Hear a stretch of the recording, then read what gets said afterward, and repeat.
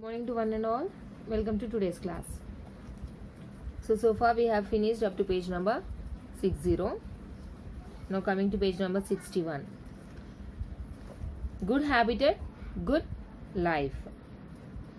Suppose the doors of your house are destroyed somehow. How will you feel?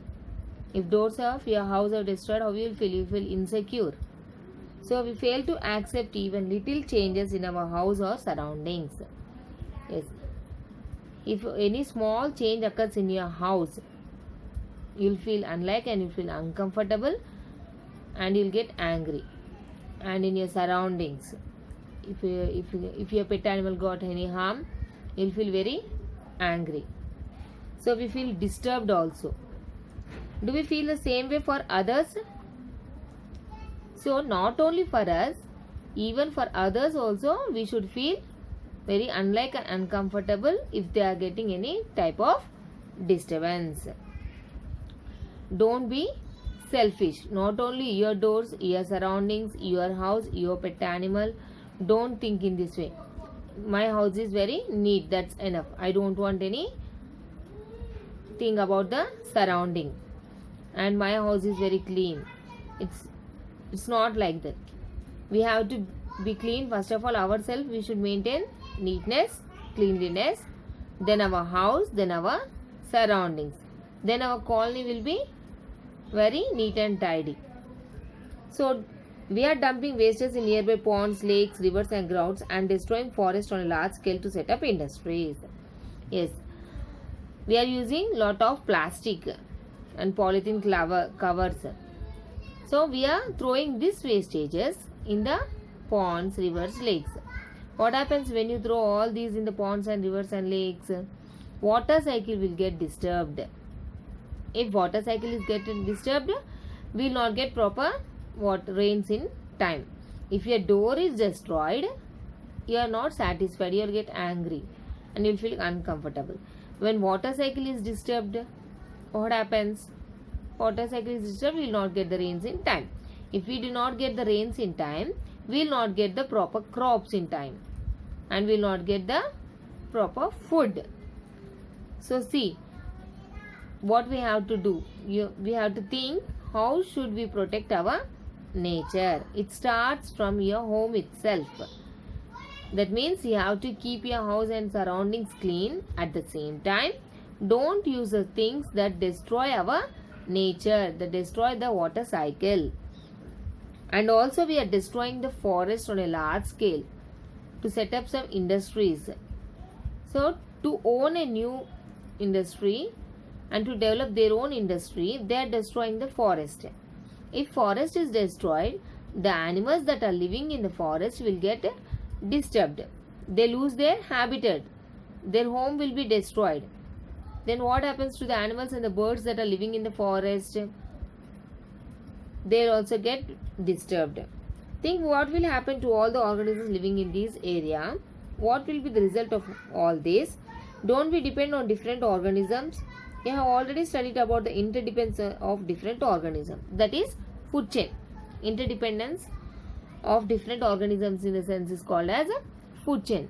So if we destroy the forest, all animals will get disturbed and the food chain will also get disturbed. As we have learned, if a snake does not eat the frog, what happens? All the frogs population will be increased.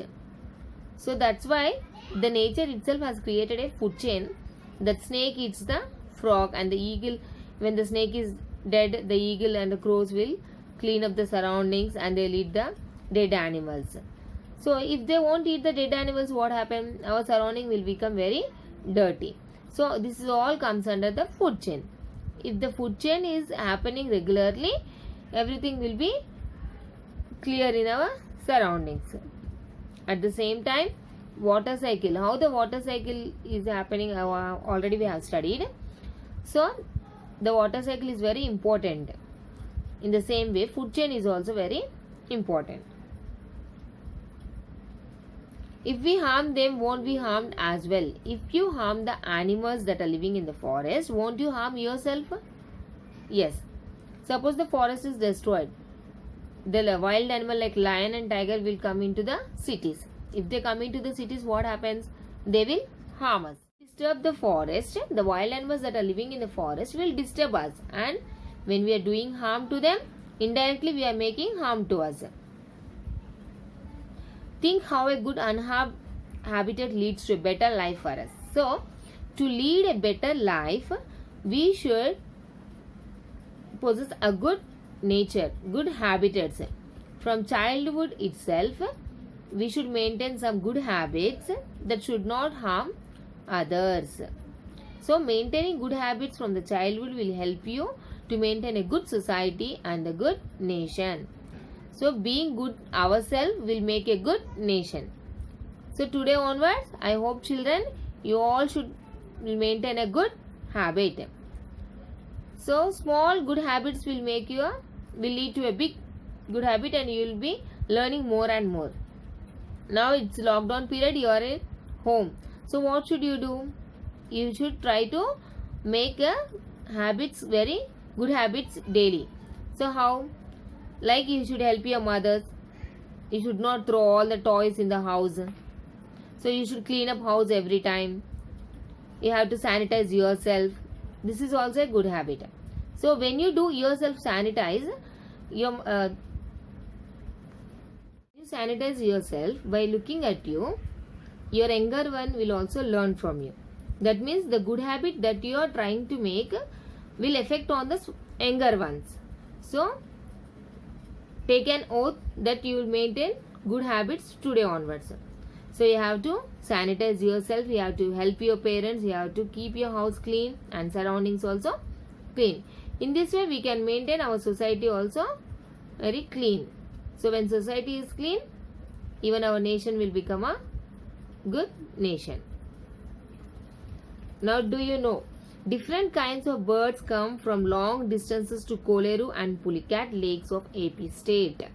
In Andhra Pradesh, there is a Koleru and Pulicat lake. So, to this lake, every year different kinds of birds will come from the long distance. During the months of October to March, from October to March, these birds are going to come. Pelicans appear near those lakes. In Kurnool district, we can see a bird called Batameka pitta, which flies over long distances to come here. So, even in Kurnool district, we can see Batameka pitta that comes from long distance. So, only once in a year you can see these birds. Generally, we can see birds flying over long distance to find suitable conditions to reproduce. Why do these birds fly for a long distance? Why do they come from such a long distance to our places? Maybe from other states, from other countries they are coming to our country, because to find a suitable place to live. Already we have yesterday you have learned that there is a very cold regions like Antarctica.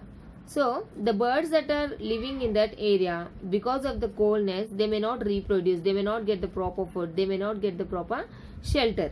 So at this time they keep on flying in searching the shelter where the weather is suitable for those birds to live in. So every time they will come to the Andhra Pradesh, and in these months they will stay here because the climate is very good for them to reproduce and to get proper food and for the shelter also. Generally we can see birds flying for long distance to find suitable conditions to reproduce. Animals like turtles and fish also move from place to place. Some kinds of turtles move away from the coast of West Bengal and Orissa to the coast of Visakhapatnam. So, not only the birds, even the fish and the turtles, they'll move from one place to another. Example, from West Bengal and Orissa, from this coast, they'll come to the Visakhapatnam coast. They'll move from Orissa to Visakhapatnam because so that they can find a good weather condition to live. Have you heard about the Pulasa fish? Gather information about them, how and why do they change their habitat in some seasons. So, this is a homework for you. Just write about the Pulasa fish. Whatever you know about the Pulasa fish, find out. If you are having workbook, it will be there. Otherwise, gather the information and write about the Pulsa fish. This is the homework. So, what we have learned in this lesson? In starting, we have learned about the definition. Habitat is a dwelling place for plants and animals. Habitat is a dwelling place for plants and animals that gives them optimum conditions for life. And trees, ponds, houses are some examples of the habitats. Temperature, moisture, air, water, food, shelter are the components of a habitat. Several kinds of plants and animals share the same habitat. Example, tree.